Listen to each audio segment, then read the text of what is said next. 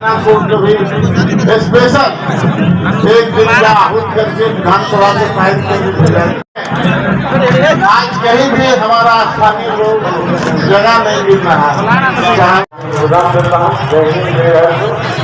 जय भारत तमाम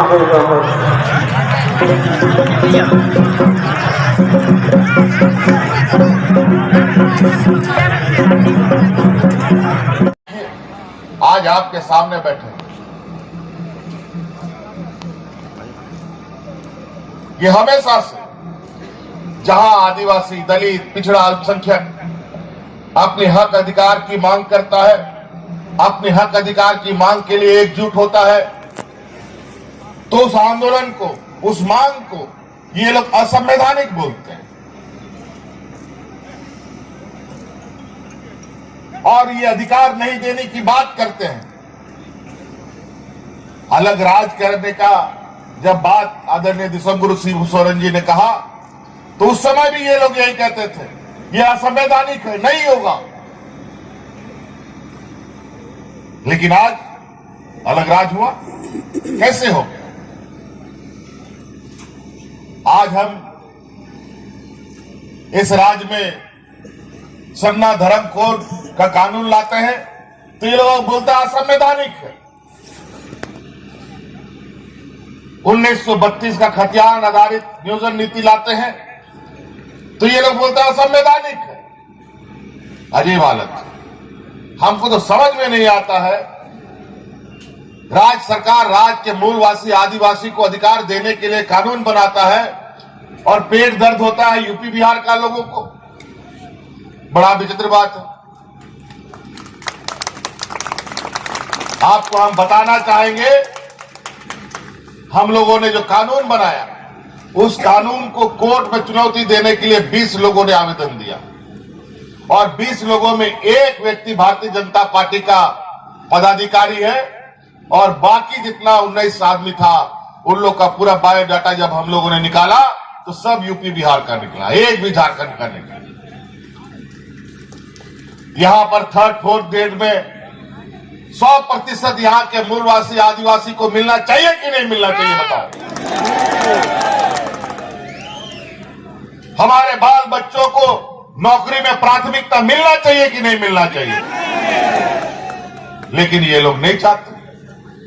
जो कानून हम बनाते हैं वो असंवैधानिक हो जाता है और यही कानून कर्नाटक सरकार बनाती है।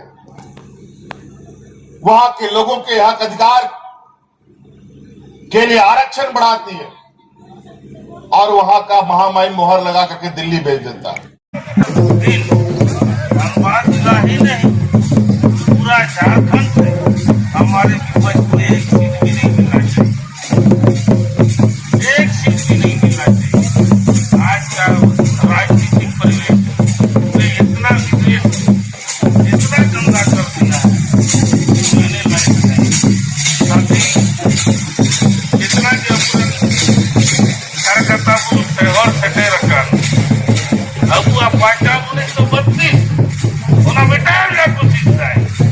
हम लोग का पार्टा 1932 है। अध्यक्ष श्री रमेश टुडू जी से आग्रह करोगे कि वो मंच पर आए और अपनी बातों को रखें। रमेश टुडू जी।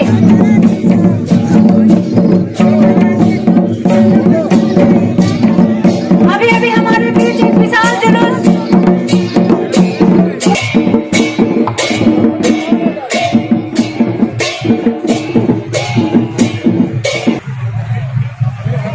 जोगेंद्र महतो जी और जिस प्रकार से प्रायधान कर रहे थे अपने जान बचाने के लिए, झारखंड में अछूता नहीं था। जीने को विवश हो गए थे कि कल हम बचेंगे या नहीं, ऐसे वितरने का काम किया। इतना ही नहीं, पूरे लोग सभी को समृद्धि मिलेगी। आपको पता होगा कि जो लड़कियां बीच में ही गरीबी की वजह से पढ़ाई छोड़ देती थी, ट्रैफिकिंग को नौकरी देने के नाम पर दूसरे राज्यों में ले जाया जाता था, किस तरह से उनका आर्थिक और शारीरिक शोषण होता था। इतने सारे प्लेसमेंट एजेंसियां थी। आपको पता होगा कि पन्नालाल नाम का एक ट्रैफिकर है जिसने झारखंड की लड़कियों की 15,000 लड़कियों की तस्करी की थी भाजपा के कार्यकाल में, और वो अभी जेल में है। माननीय मुख्यमंत्री जी ने यह व्यवस्था कर दी है कि अब किसी लड़की को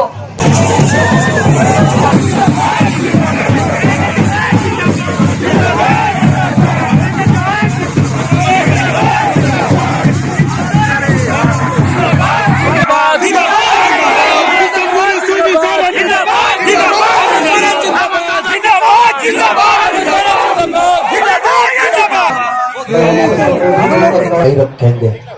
यही वो मैदान था जिस मैदान में यह नारा दिया था, झारखंडियों की एक ही पहचान 1932 का खतियान।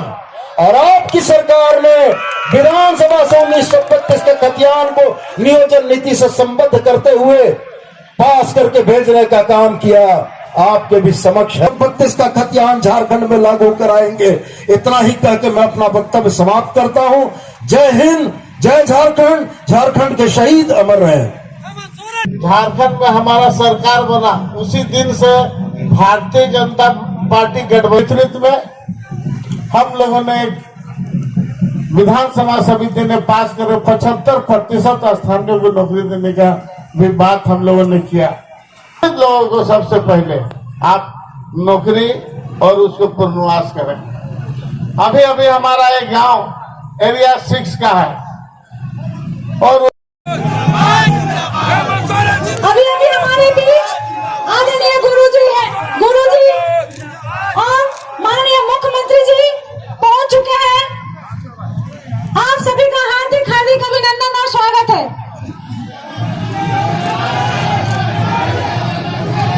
झारखंड मुक्ति मोर्चा जिंदाबाद, झारखंड मुक्ति मोर्चा जिंदाबाद, झारखंड के प्रिय मुख्यमंत्री हेमंत सोरेन जिंदाबाद, जिंदाबाद जिंदाबाद, झारखंड मुक्ति मोर्चा जिंदाबाद, आदरणीय गुरुजी शिबू सोरेन जिंदाबाद,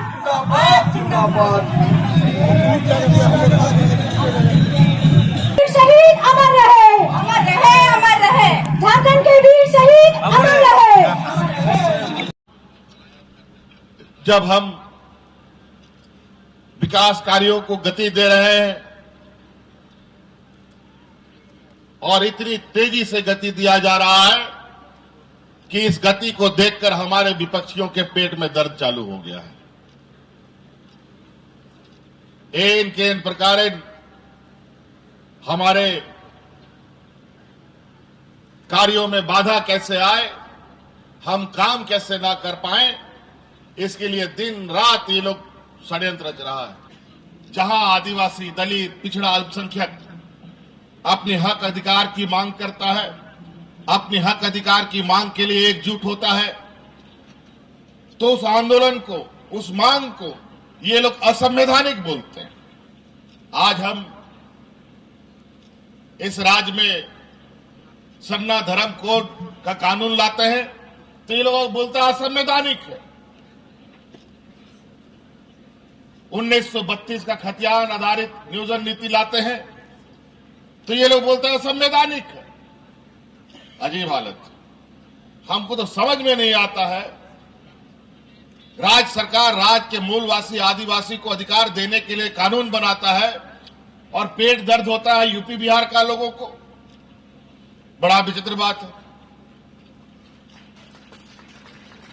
आपको हम बताना चाहेंगे, हम लोगों ने जो कानून बनाया उस कानून को कोर्ट में चुनौती देने के लिए 20 लोगों ने आवेदन दिया और 20 लोगों में एक व्यक्ति भारतीय जनता पार्टी का पदाधिकारी है और बाकी जितना 19 आदमी था उन लोग का पूरा बायोडाटा जब हम लोगों ने निकाला तो सब यूपी बिहार का निकला, एक भी झारखंड का नहीं। अभी भी कुछ बूढ़ा बुजुर्ग लोग मिलता है और बताता है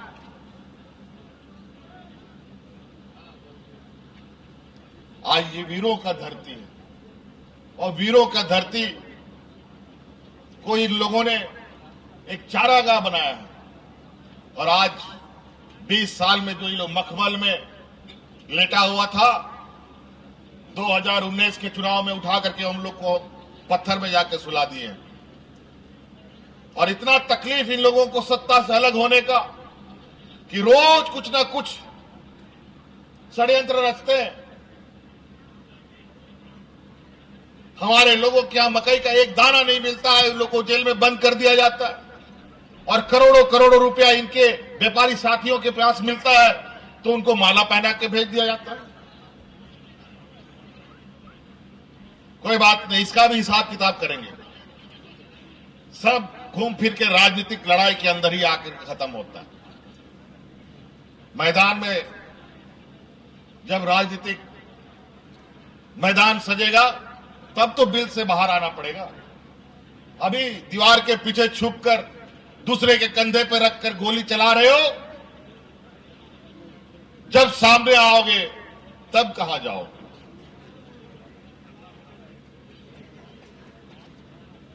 और आज हर एक गांव, हर एक पंचायत में पदाधिकारी जा रहा है, मंत्री जा रहा है, मुख्यमंत्री भी जा रहा है। अभी हम हर जिला में जा जाकर समीक्षा कर रहे हैं, हर योजना की जानकारी ले रहे हैं। अभी मंत्री लोग जाएगा, पदाधिकारी लोग जाएगा, विभागीय सचिव लोग आप गांव गांव जाएंगे। 20 साल में इन लोगों ने सिर्फ कागज में काम किया, अब कागज में नहीं जमीन में काम करना पड़ेगा, तभी ये सरकार विकास के मायने को सही समझेगी। आप ही लोग बताइए, पंचायत में शिविर लगा था कि नहीं? पंचायत में शिविर लगा था?